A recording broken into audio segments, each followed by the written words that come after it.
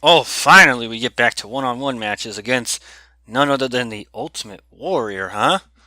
By the way, welcome back to this WWE All-Stars Path of Champions Legend Route. I'm Clinkeroith, in case you did not know that. That's not my real name. Maybe one day I will tell you all my real... In fact, when I get to 3,000 subscribers, right now, as of this recording, I'm at 1,047, which thank you all so much. When I get to like 3,000, I will tell you all my real name. Some of you know my real name. Please don't tell these people my real name, because if you do, well, there's nothing I can really do. But I just ask you to not do that, please, please, please, and thank you. Thank you, please, please, and thank you. I think Ultimate Warrior is the only character that actually makes it down to the ring for his entrance, because you can't have him not get to the ring and just Hulk out here. Warrior's theme song is also hype as hell. And you know what's even better? I was never a fan. Never a fan of the Ultimate Warrior. But he was just hype as hell. Maybe it's because I was born in 1987, by the way. There. Late 80s. And I grew up during the Attitude Era. Like, I saw some of the, as they call it, new generation, or as I like to call it, or other people call it, the cartoony era. I saw all that. I think the very first match I recall seeing, the very first WrestleMania I recall seeing was the one with Bret Hart and Shawn Michaels, the Iron Man match. But my very first, like, no, because I saw when Shawn Michaels won back-to-back Rumbles, so when he won his first Rumble, when him and British Bulldog were the number 1 and 2 entrants, and then they became the final two, which that was a cool moment. I don't think that's ever happened before except for Stone Cold and Vince, right? Yeah. Yeah, I remember that. I also remember seeing Owen Hart enziguri Shawn Michaels in the back of the head and he collapsed in the ring. A lot of these stuff involves Shawn Michaels. But let me think. Yeah, the first WrestleMania I saw was Bret Hart versus Shawn Michaels in the Iron Man match. And after that, I was like an off and on thing for my young little mind, because I didn't know what time it was on. And it was my brothers that watched it a lot. Then, when they told me what channel it was on, that's when I started to actually watch it.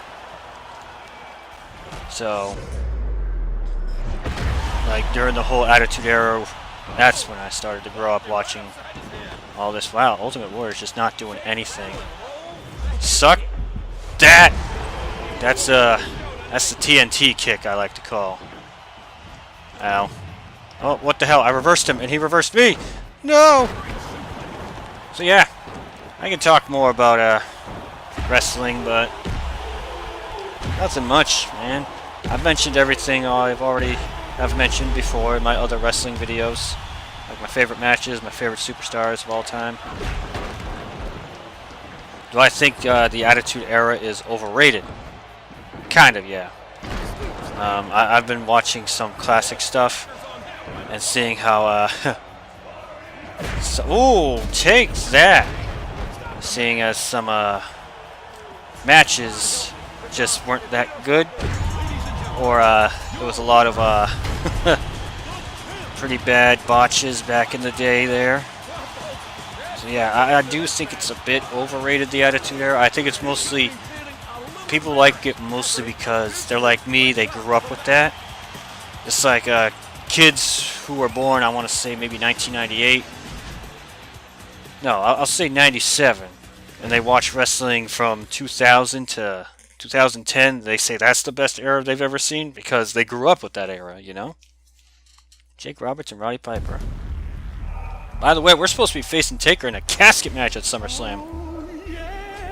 Oh, yes! That's my Paul Bear, okay? Sorry, headphone users. That high-pitched voice. I realize the models in this have a lot of clipping issues, but that's a lot of wrestling games is clipping issues. Undertaker's hand is invisible there, by the way. If you look closely. one of his hands were slightly invisible. You will look so natural, so at peace when my Undertaker puts you in the casket. Yo, Paul Bearer, look at that anger in his eyes. I'm the most unforgiving force. I love the fact Taker has like an echo to his voice during all this. Hell will be unleashed. Your soul will be mine, and this coffin will become your final resting place. Joke's on you, dead man. Time is running out. Oh, yeah. Huh. And I've already written the epitaph for your tombstone Oh, you made me a tombstone? Does it say my name on it? of the Undertaker. Huh. Oh, yes, yes, yes. This is one of the only games that Undertaker was like a final boss character in. Most of them have like Triple H. Like I said, WWF No Mercy. Any SmackDown game usually is Triple H at the end. So, yeah. Elimination match. That's right, it's like a fatal 4-way limit. God damn it. Gotta get all those characters in the game to show up, right? What was I babbling on about? Attitude Era being a little overrated, just a little bit, like I said. Like, you know, the adult themes, all that stuff, yeah, it's just a wee bitch.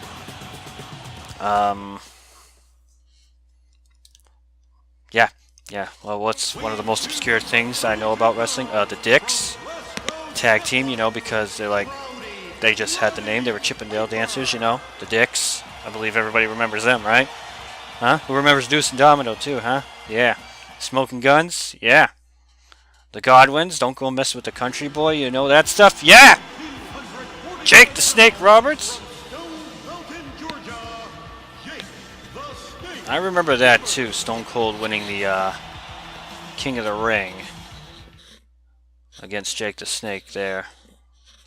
He's like, you get that piece of crap out of my ring right now. You want to talk about your John 3:16s, Austin 3:16 says I just whipped your, you know how it all goes. Do I think wrestling will ever be as big as it was back in the day?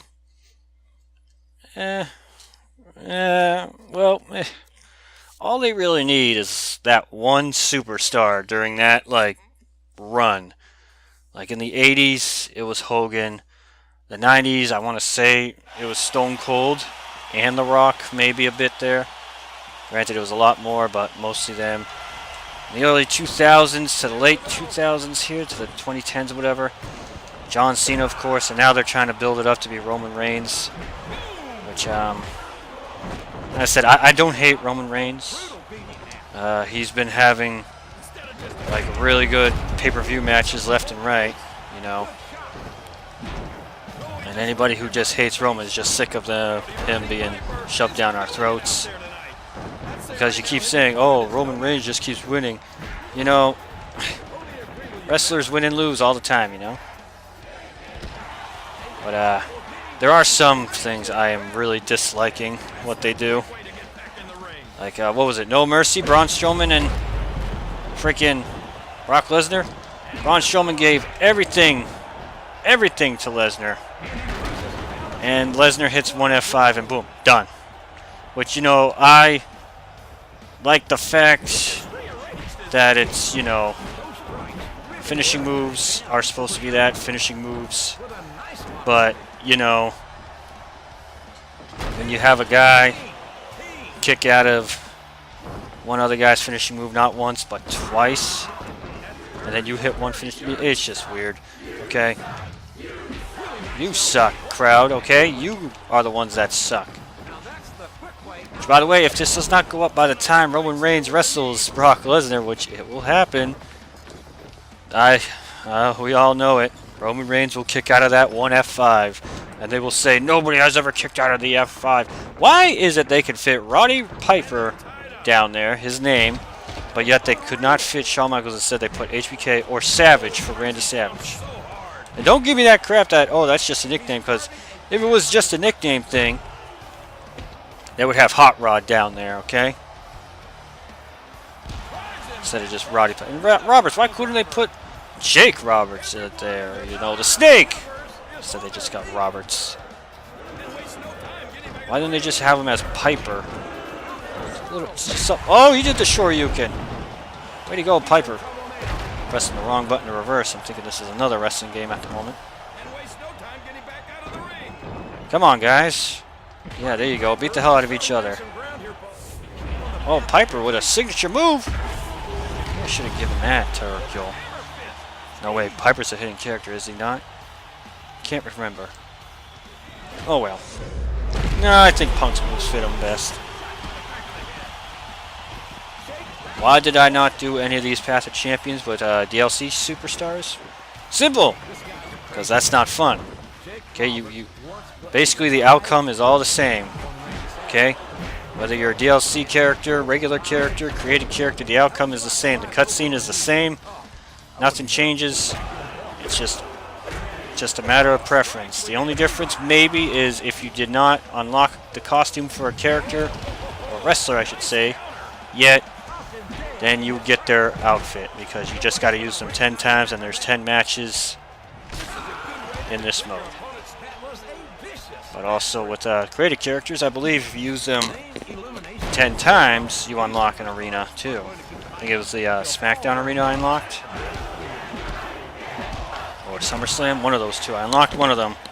That was during the first playthrough I did with Popeye and Hulk Hogan.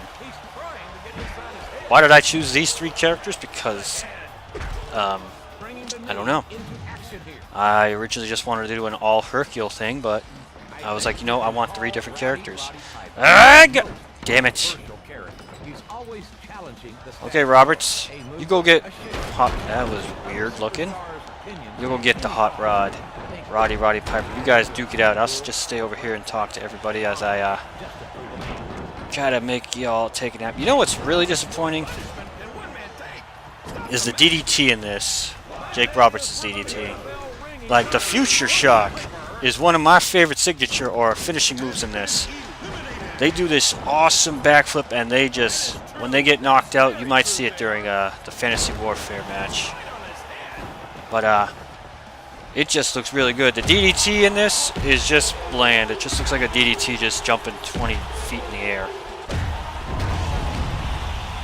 That's game. Say goodnight, Robert. You know, I keep thinking he's gonna fly over that top rope, but that's a damn lie. The game keeps tricking me. Look at those hairy pecs on Hercule. Look at that perfect mustache. Yeah! Oh yeah! Champ!